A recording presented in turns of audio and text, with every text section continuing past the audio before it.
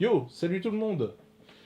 Aujourd'hui, Seth n'est pas là, il est parti se promener quelque part entre les dimensions, mais on va vous présenter un nouveau format qui vous permettra de vous faire observer les différences entre l'univers 199-1999, c'est-à-dire l'univers des films Marvel, et l'univers des bandes dessinées, l'origine. Pour m'accompagner aujourd'hui, étant donné l'absence de Seth, nous avons Fred, le créateur de la chaîne, Salut. qui va m'aider à décrypter pour vous les différences qui existent entre ces différentes dimensions. Bon, on va essayer en tout cas. Ok, et on commence par quoi aujourd'hui? Et bien aujourd'hui, on va commencer par Infinity War. Ah oui. Bah, je l'avais en plus grand derrière le bureau sinon. Ah oui, Ok, donc effectivement, on est bien univers 199 199 versus univers 616 du coup, 616, c'est ça. puisque c'était avant le reboot Terre Première. Ok, bon, bah c'est parti. Et ben en avant. Tout seigneur, tout honneur. On va commencer peut-être par parler. Par parler de Thanos, celui qui est la cause de tout le tintouin. Voilà. Donc à savoir que dans les comics, l'histoire est sortie en 4 tomes et que le premier de ces tomes était entièrement consacré à Thanos et à sa quête des pierres. Donc nous avons ça là, récit complet Thanos, Thanos Quest, je crois en anglais. Thanos Quest, et qui peut se trouver en français d'ailleurs sous le titre La quête de Thanos, qui a été réédité comme tous les autres à l'occasion de la sortie des films. Voilà, ma version originale, voilà, tu la reposes, merci, c'est gentil. Donc Thanos, qu'est-ce qu'on peut dire de Thanos dans ces deux univers? Alors déjà, qui est-il? D'où vient-il? Parce que ça, c'est un truc qui n'est pas expliqué dans les films, C'est alors vrai. que dans la BD, c'est le fils de Mentor Mhm. et le frère d'Eros, qui sont en fait à eux trois les habitants de la planète Titan, appartenant à la race des Éternels. Voilà, qui sont eux-mêmes des éternels, donc race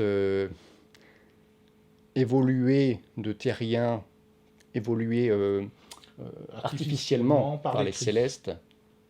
C'est par les cris. Non, les Non. cris, c'est Ah, les, pardon, c'est c'est les les inhumains. Inhumains. Donc oui, effectivement, créés par les célestes et donc qui ont immigré jusque sur Titan pour créer une nouvelle patrie. Et bon, effectivement, grâce à Thanos, ça s'est pas très bien terminé. Bon, ce qui Et- fait de lui déjà un être une puissance certaine, quasiment immortelle de par ses racines éternelles, et voilà, avec un pouvoir conséquent. Et ça explique mieux en plus son surnom de Titan Fou. Oui, puisqu'il vit sur Titan, effectivement. Voilà. Après fou, peut-être parce qu'il a tué sa mère peu après sa naissance. C'est peut-être, ça peut jouer, tu crois? Ouais, ça peut. Ça peut jouer, ok.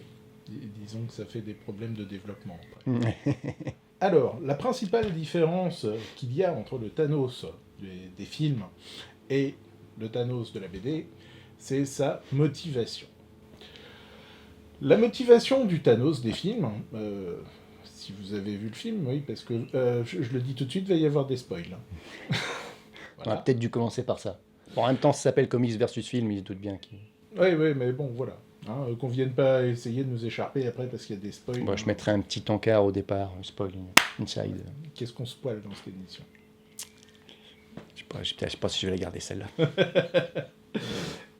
Bref, Thanos, dans le film, globalement, c'est une sorte de super éco-terroriste.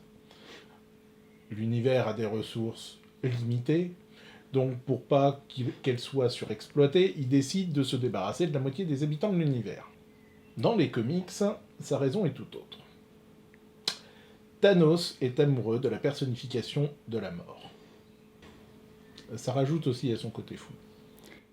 Oui, moi j'aime bien, ça lui donne un petit côté romantique. Il a un côté romantique, oui. Seulement, la mort, globalement, en tant que grande entité, ne veut pas de lui. Elle veut bien de lui, mais dans une certaine mesure. En tant que serviteur, ça va, mais Voilà. Thanos, il en veut plus, quoi. Voilà. Voulant être l'égal de la mort, c'est ce qui va le pousser à vouloir rechercher les gemmes de l'infini. Alors je me suis toujours demandé si c'était vraiment ça ou si c'était une excuse et que sa soif de pouvoir l'exhorter plus à faire ça que vraiment son amour de la mort. Enfin, de temps en temps, il y a un petit côté. Ça rivalise. En tout cas, même si il n'y a pas cette visée écologique, il en arrive quand même à éliminer la moitié de l'univers, malgré tout, dans le éliminer la bouquin. moitié de l'univers, oui. Mais le truc, c'est à la base, c'est pour montrer à la mort que... Voilà, effectivement. Regardez, ma chère, c'est un présent que je vous fais. Je massacre la moitié de l'univers. Exactement. Et on va même pas parler de ce qu'il fait à son frère et à sa petite fille. Si, on va en parler, parce que quand tu dis on parle pas de ce qu'il fait à sa petite fille, ça fait bizarre. Alors si, on va en parler. On en parlera, mais un petit peu plus tard, parce que pour l'instant, on est sur le premier opus, et quelque chose qui est encore plus vrai que dans le film, c'est que ce premier opus, il est quasiment centré que sur Thanos. Voilà. Voilà, ça s'appelle Thanos. Il y a Thanos sur la jaquette et uniquement Thanos. Et en fait, il y a 0 Avengers là-dedans. C'est son histoire, c'est comment il réunit les gemmes, en fait.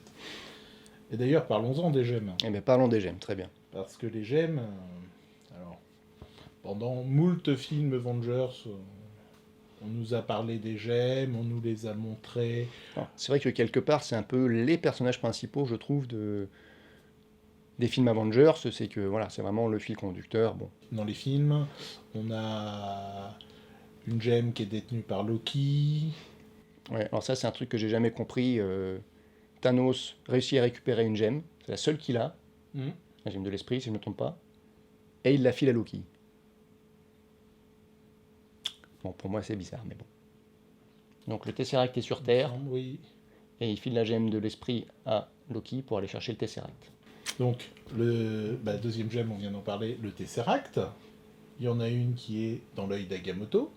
Oui, alors ça c'est un truc bizarre aussi. C'est pareil, oui. On On en se demande reparlait. ce que va devenir l'œil d'Agamotto sans sa gemme.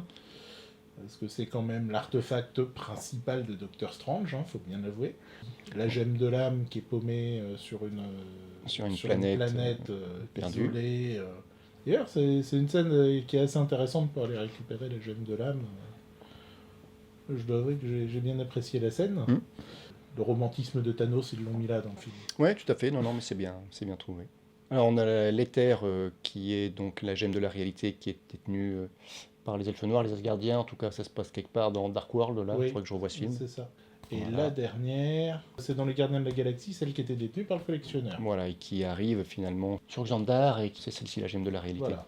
La petite différence qu'on a, enfin moi qui me toujours fait un petit peu tiquer, c'est que dans les comics, l'œil d'Agamotto, c'est l'œil d'Agamotto. C'est pas la pierre du temps.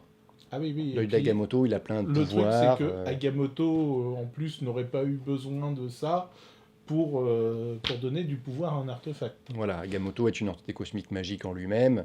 Bon, en fait, c'est la chenille de Alice au Pays des Merveilles. Oui, moi, c'est une de ses apparences, mais bref. Oui, mais bon. Voilà, pareil, le Tesseract, au début, il est présenté, il a vraiment la tête du cube cosmique, voilà, qui est un autre des artefacts que dans les comics, Thanos cherche souvent à s'emparer, ainsi que Crâne Rouge. Mais ce n'est pas une pierre d'infinité. Même si ses pouvoirs sont similaires, ça reste vraiment un artefact à part. La même chose, la pierre solaire de la vision qui lui permet de fonctionner, c'est une pierre solaire, c'est pas une pierre d'infinité. Voilà. Donc il y a eu des recoupements dans l'univers des films pour symboliser un petit peu plus, pour renforcer l'image de ces pierres. Donc voilà, c'est pas inintéressant, mais la différence reste notable. Et l'autre différence notable, c'est qui est le possesseur, qui sont les possesseurs des pierres à la base. Voilà, ouais. Puisque dans les films, en gros, ce sont globalement des Vengeurs ou des Gus Lambda, alors que dans les comics, c'est les doyens de l'univers. Les doyens de l'univers, plus l'intermédiaire, qui est une quasi-entité cosmique, en tout cas un demi-dieu cosmique. Pas le plus puissant, mais quand même, pas mal quand même. Et effectivement, voilà, c'est cette famille de doyens de l'univers, chacun leur spécialisation. Donc on en connaît deux dans les films, c'est ça, seulement. Le grand maître et le collectionneur. Le grand maître, normalement, était censé avoir une pierre. Oui, et là, effectivement, il était trop occupé dans ses arènes avec Thor, Hulk, et puis... à faire des salvanes. Oui. Ouais. On va pas revenir sur Thor Ragnarok. Ok, donc effectivement, ça c'est une autre différence, c'est que là, il a fallu 11 ans pour que Thanos récupère les pierres dans les films. Dans le bouquin, ça prend 60 pages. puis c'est réglé, quoi. C'est vraiment son plan, il est tout seul pour le mettre en œuvre aussi, hein. Il n'y a pas Loki, Oui. il n'y a pas l'Ordre Noir, ça arrive beaucoup plus tard dans les comics. Et voilà, simplement avec son plan qui est quand même bien ficelé pour battre sur leur propre terrain des entités multimillénaires qui ont en plus l'avantage d'avoir en leur possession un joyau de l'âme. Donc, voilà. Et donc il faut vraiment que son plan soit millimétré pour arriver à récupérer toutes ces gemmes. Et c'est vrai que ça fait une autre différence entre le Thanos des films et le Thanos des livres. C'est que Thanos, dans le film, finalement, il agit toujours en sous-marin. Il a toujours des prête-noms et tout ça. Alors que dans le comic, c'est un truc qui est caractéristique en plus de lui comme méchant, parce que c'est un des rares méchants de comics à faire ça, c'est qu'il y va toujours directement bille en tête, quoi. Il a des plans très élaborés, c'est un génie, mais il va lui-même au fight, quoi. Ouais. S'il n'y va pas, c'est des robots qu'il a créés personnellement, mais c'est rare, déjà. Bon, on l'a vu, ça coquinait avec le Super Skrull ou les Brothers Blue, des choses comme ça. Mais c'est vrai que la plupart du temps, et puis donc plus récemment avec son Ordre Noir, c'est vrai que la plupart du temps, quand même, il œuvre tout seul, Voilà. quitte à manipuler 2-3 personnes autour, mais... Il aime même à le redire souvent, Thanos n'a besoin de personne. Les deux seules exceptions qu'il y a eu, c'était Gamora et Nebula, dans une certaine mesure, vu que Gamora, il l'avait récupérée à la base pour en faire une tueuse, et son plan a merdé. Bah, plus ou moins, ouais, ça reste... Ah, ça reste une tueuse, mais bon, elle s'est retournée contre lui. Une petite différence, du coup, on va en parler maintenant. Dans ce préquel Thanos Comics, le snap n'arrive pas encore. Il arrive en début de la trilogie du défi de Thanos, donc qui correspond à Endgame au niveau du film. Ici encore, quelques petites différences. Donc on l'a dit déjà, sa motivation. Et autre différence, donc, c'est les effets. Qui c'est qui reste, qui c'est qui part. Alors, Nick Fury ne part pas. Nick Fury ne part pas. Spider-Man non plus. Œil de Faucon, il passe. Œil de Faucon snappé. On aura dû prendre des notes. Il y a un petit... Ah, mais j'ai pris des notes, c'est génial. On a Doctor Strange qui, lui, n'est pas snappé dans les comics, donc qui pourra agir tout le long. Il a un rôle assez important de soutien dans toute la BD. Ah, petite note aussi, Vif Argent, c'est là qu'il meurt. C'est pas dans l'âge d'Ultron.